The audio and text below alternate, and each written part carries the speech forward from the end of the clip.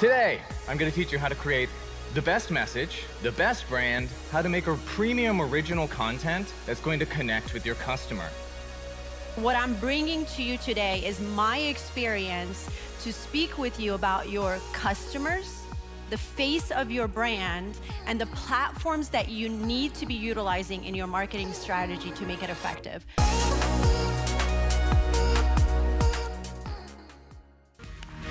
Hello, everyone. How you doing today? We are going to teach you how to become a master of marketing. In 20 minutes, we're going to tell you everything you need to know. We're going to give you not a study guide on how to do this, but give you the cheat sheet to the correct answers. Then, hopefully, you'll be a master yourself. Are you guys ready? Let's do it. Okay, good. Let's go. Let's do it. All right, perfect. So, why should you listen to me? I've been doing this for 15 years. I've generated over 1 billion views for free on the internet, $100 million in revenue, mostly in Web3, and produced about 10,000 videos. Today, I'm going to teach you how to create the best message, the best brand, and how to make a premium original content that's going to connect with your customer. But I'm not alone. I'm joined by Mona. Mona, tell them who you are. Thank you, Andrew. Hello and welcome. I'm Mona Moayer. I'm a former broadcast journalist right here in our city, beautiful. I'm a founder and CEO of my own production company, Red4 Productions, where we specialize in TV commercials and documentaries. What I do in the Web3 space, I work directly with brands and produce and host their premium quality content. So what I'm bringing to you today is my experience to speak with you about your customers, the face of your brand, and the platforms that you need to be utilizing in your marketing strategy to make it effective. So Andrew, take it away, and I'll join you in a few. Okay, we're on the clock here. We only have 20 minutes to tell you everything you need to know. So what's the problem you have in Web3 marketing? Number one, there's a limited market size, and most of the platforms that there's attention on are oversaturated and overpriced. That's a problem. Not many people are using these technologies yet because they're hard to understand, and they're not trustworthy. A lot of people think that NFTs are a scam, crypto's a scam, AI is going to kill everyone, etc. That's a major challenge. Don't worry, we have the answer to that problem. And also, getting attention is difficult through traditional means for this space. What are the solutions to these problems? Easy. Number one, create an easy-to-understand message with shared values with your customer. Not features they're interested in your product, but values that you share with your customer. That is a universal thing that works in all marketing. I'll tell you how to do that in a minute. Then, you have to be highly targeted and focus on platforms where your customers actually spend their time and attention. Mona's going to go over all of those for you. We'll just give you the answers to the test. And then lastly, you want to make premium original content about stuff your customer actually cares about, delivered by a face that they trust. Mona will teach you how to select that person and the pros and cons of the different options that are available to you. Let's go. So how do you make a great message? Storytelling is the best way to do that. Why? Because stories, as we figured out over tens of thousands of years as humans, is the easiest way for a human being to absorb information. That's why all of our movies, our comic books, our stories, our everything around the campfire as cavemen or whatever is told in the form of a story. We absorb information that way most effectively, so your brand should be using the most time-tested, effective way of delivering information, which is storytelling. So how do you do that? Well, first of all, you make your customer the hero of the story. Not you, not your brand, not your product, but your customer the hero of the story. And they go on a transformational journey, like Luke Skywalker in Star Wars. He started out as a kid on Tatooine who had lots of angst, and then he became the most powerful Jedi in the galaxy. Your customer needs to go on a transformational journey with your brand. So who are you in the story? You are the guide in the story.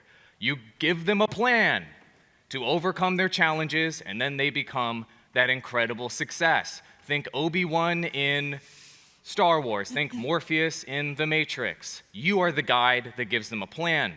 But stories are boring. if there's no villain, if there's no force to oppose. And so you need to determine what are the challenges your customer's having, what's the force that they are opposing, and then you're going to give them a plan to defeat that villain in the story. In the case of Star Wars, it's the Empire, Darth Vader, and then they can become what they want to become. Got it? It's that easy. So what's the process? The only part where you focus on you is you start in step 1, which is figuring out what your values are as an organization. It's really important. The only reason why people will connect with you, customers will connect with you or connect with your brand, is because they have shared values with you, not they care about your features or your product. That's not the way marketing actually works.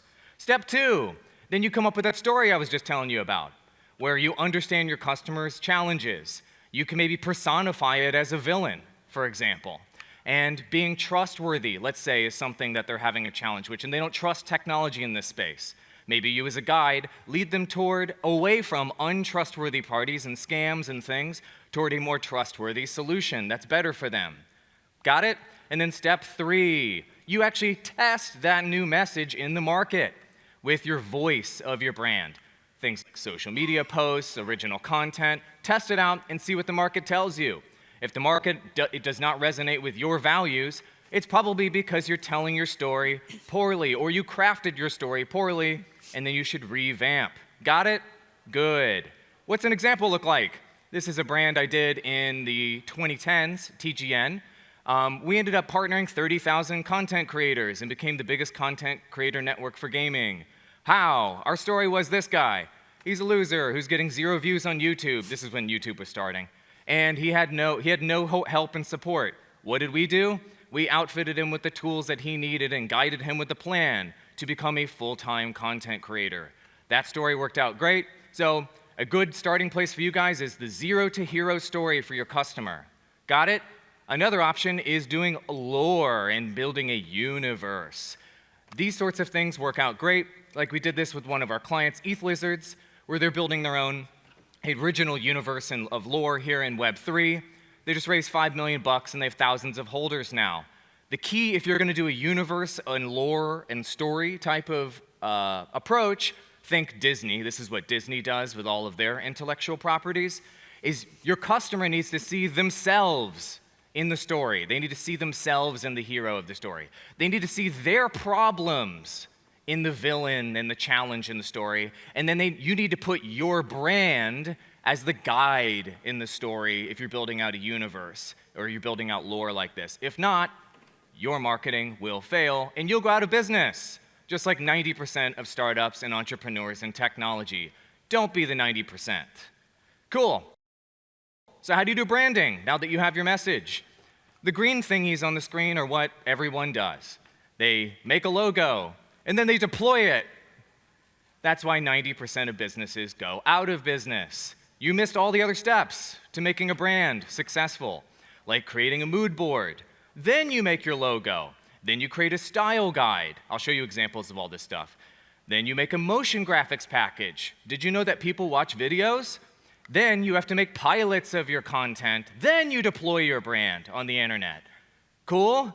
If you missed 4 out of the 6 steps of creating a brand, your marketing will suck. Avoid that.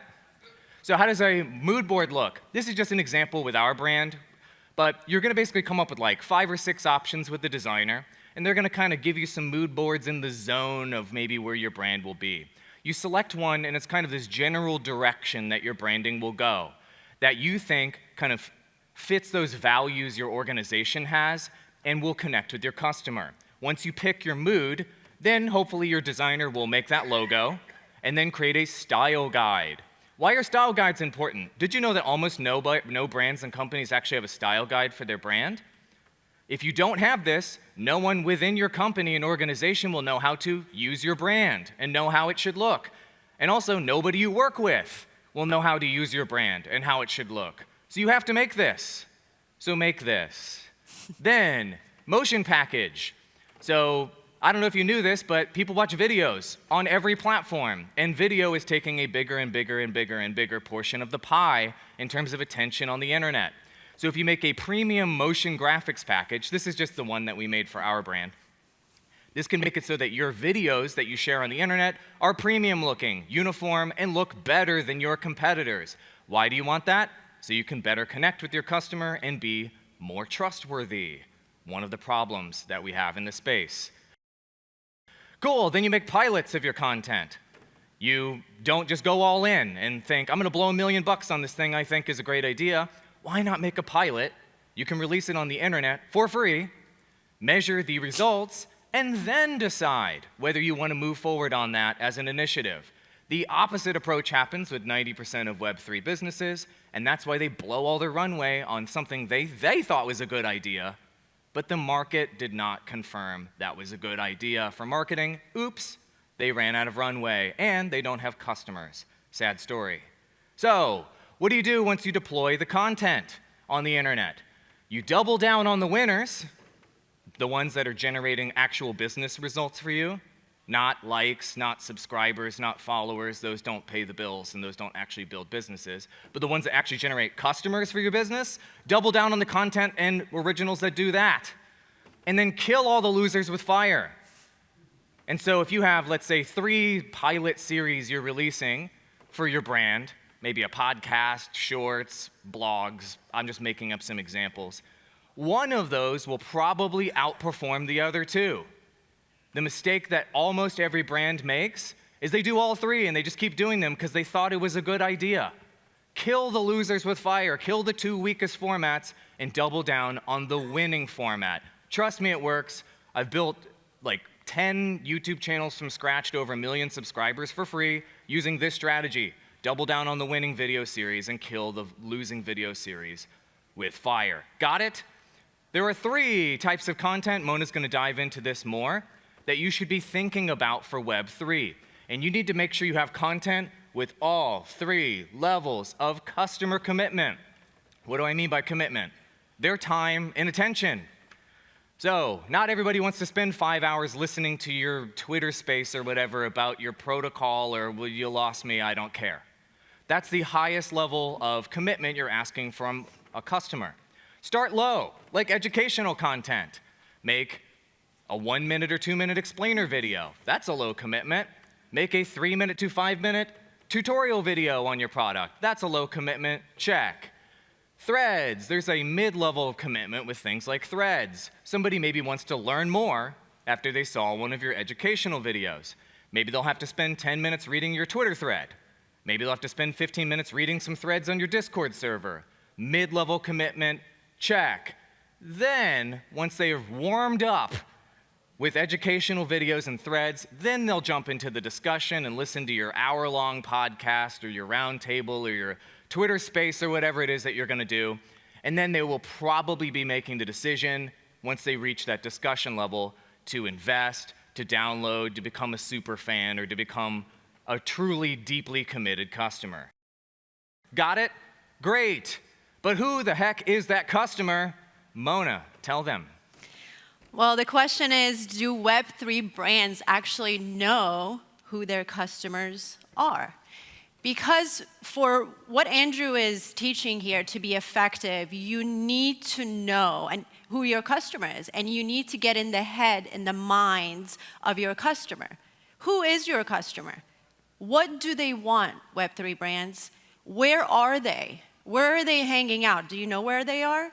And when you find them, what is it that you want them to do? How are you going to appeal to them? Who is the #1 Web3 customer?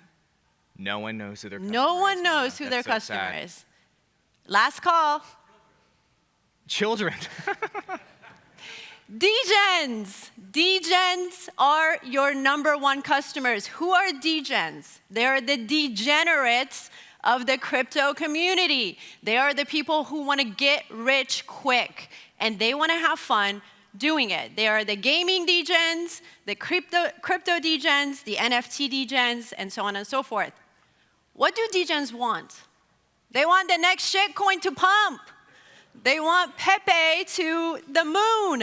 They want the bag. That's what they want. But they also want to have fun, right? They love to build. And I think it was the earlier speaker. They want recognition. He was talking about his little brother. They want recognition of that bag. right? They want recognition of that NFT. Where are DJs hanging out? Absolutely Discord. Why? Because they want to join your community and they want to learn about your project. DJs are certainly on X. They love Twitter Spaces or X Spaces. Why? Because they want to be part of the conversation. They have lots to say, and they want to listen to you as well. And they're certainly on YouTube because that's where education happens. Discord, X, YouTube. That's where you can find DJs. What do you want from DJs? What do you want them to do? How are you going to appeal to them? Well, you want them to buy your shit, use your products.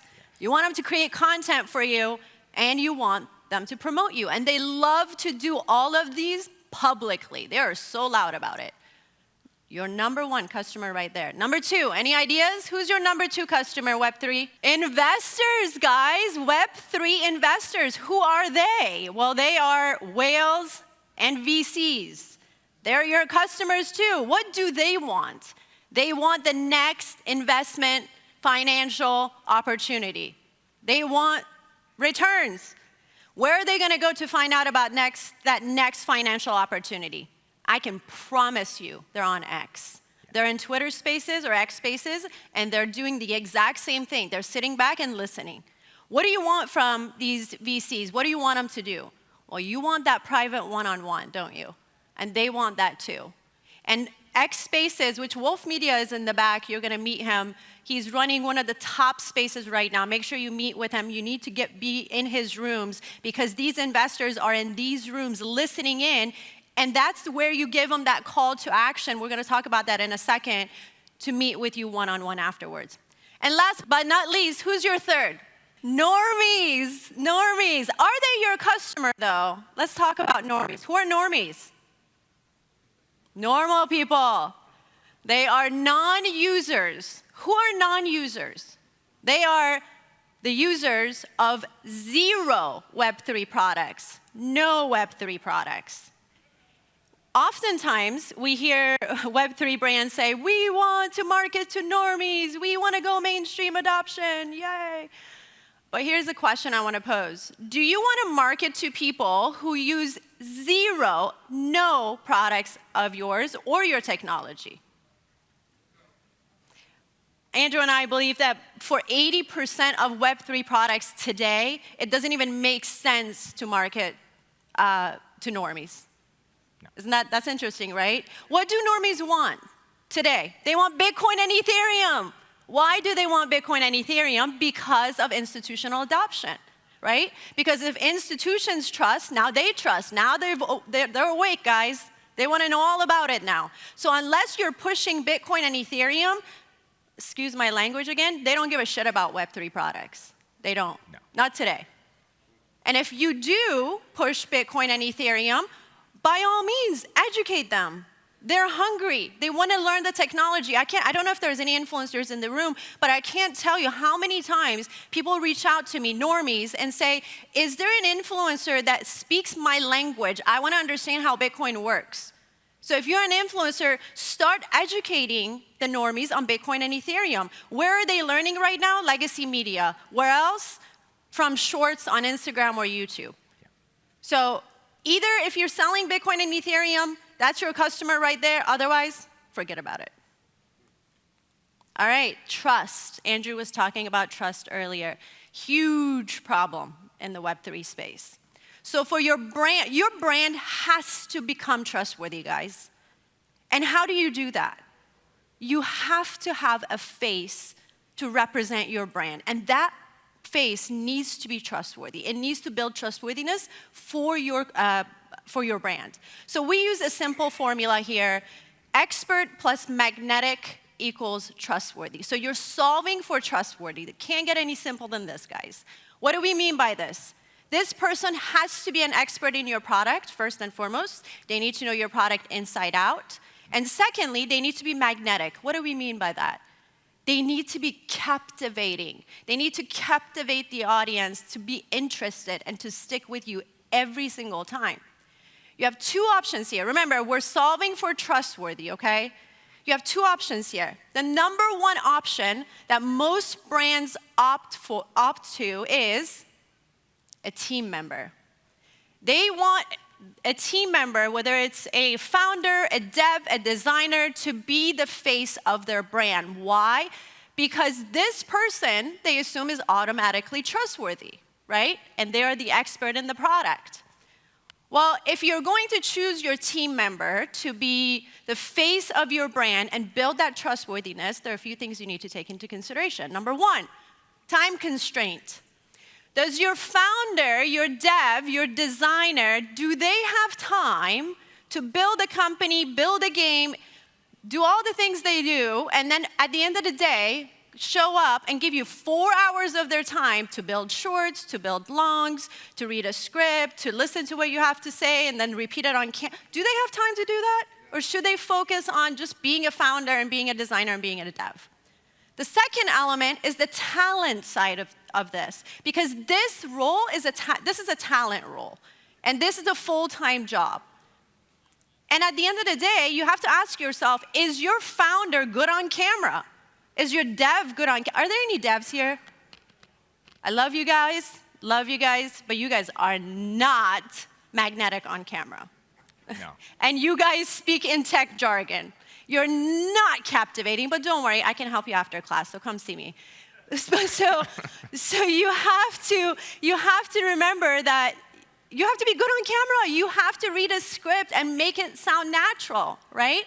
A third element that most people don't consider here is there's a hidden cost here. This man, who is a founder, who's a client of ours, it took 5 people to get him okay to be on camera. And that's a support labor right there. That's a cost. Not to mention thousands of dollars that require to outfit him with a studio to up the level of standards and quality of his content. So that is a hidden cost. And not to mention, by the way, by the time you put your team member through this entire process and they show up in front of the camera, they're exhausted. They're over it. They stop showing up, they're not consistent, and guess what happens when that happens? You lose that credibility, you lose that magnetic element, you lose that impact, and that affects your trust. This lady, however, she is very happy. She's very magnetic.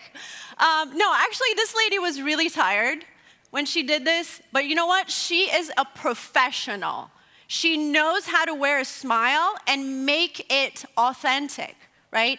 And guess what? It's either a spokesperson, it can be an influencer, it can be a celebrity, but these people have already built that trust with their community. And guess what? They're bringing that over to your community. So that's a plus right there, right? She doesn't need to be produced. She already has a studio. Most influencers already have a studio today. So it's a direct cost to have her on your team. Now, she's magnetic, she's captivating, but she's not an expert in your product.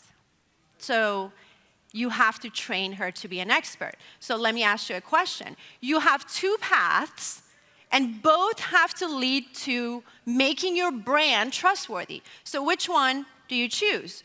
Do you take a team member and teach them to be magnetic, or you take a spokesperson and teach them to be an expert in your product? Which one is easier, to teach someone to be magnetic or to teach someone to be an expert in your product? Now, you have your customer, you know who they are, you know where they are, you know what they want, you know what you want from them, you got your expert face, trustworthy face, now what?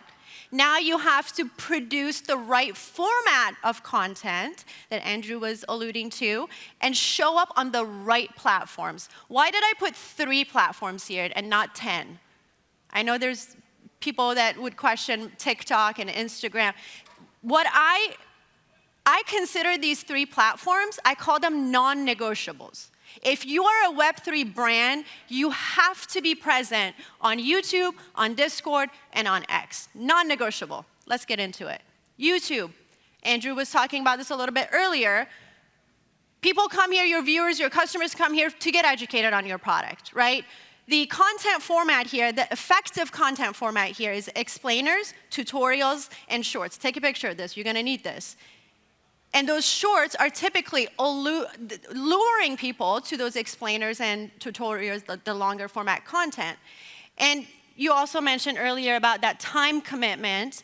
We consider YouTube to require about low to mid-level time commitment. Next up, Discord. Everybody goes to Discord to join your community and learn about your products and services. The content format here is threads, and we typically see most interactions on Discord in the evening, and that's really important to know when people are usually on these platforms. There is an opt-in process. If you know Discord, you know this is not fun. You have to join a server, wave at someone, do a lap, answer a bunch of questions, and then you're in. It's not very fun, but once you get there and you go through these threads, there's updates, developments, and AMAs that people can participate in or your community can participate in. In terms of time commitment, this requires mid-level time commitment just because these AMAs sometimes are 30 to 40 minutes and people still have to scroll through these threads as well. And last but not least, the hottest platform right now for Web3 is X.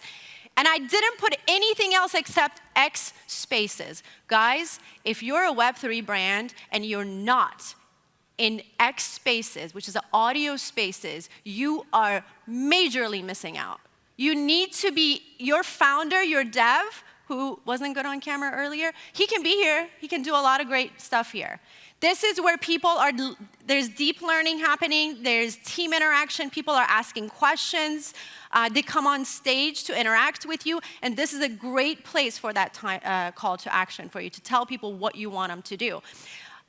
In terms of, again, time commitment, high to max level for these spaces because they're running somewhere between 1 to some of them 6 hours. Doug Hype runs spaces. There are thousands of people in his spaces, and they run for like 4 or 5 hours. So you're asking a lot, but it's effective. Now, once you have the right content, once you're on these platforms, Andrew and I typically suggest running the test for about 60 days. And as he was saying earlier, you double down on what's working, on the winners, and you kill those losers with fire. But we also always tell our clients that one size does not fit all. That's right. So this is kind of a final thought for you guys. There's a lot of marketing vendors or consultants or employees and things that will solicit you for you to give them money to do marketing for them. If they offer you a package, if they offer you something standardized, if they offer you something that they would sell the exact same thing to all of their other clients, just run away. Because one size does not fit all in marketing, as we just laid out in this presentation today. It's totally customized based on your values, the story you want to tell, how you're going to deliver that message to the market, how you should be choosing the face for your brand, which platforms you should be on, the whole testing process and the customization process and figuring out what the market actually wants from your brand is custom, custom, custom. So run away from any one-size-fits-all offerings out there, whether it's a person or whether it's an organization. And it's really important that that custom strategy come through.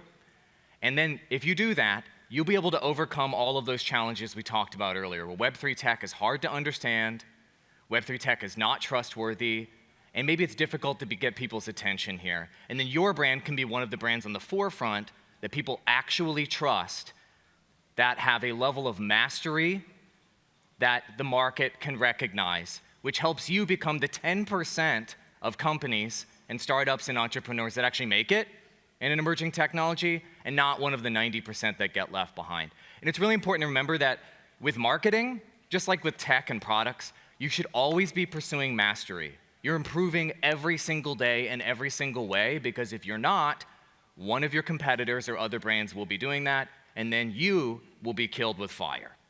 And it's really important, and I want to thank you for your attention, but in this presentation, I literally did the marketing thing I just taught you about to you just now.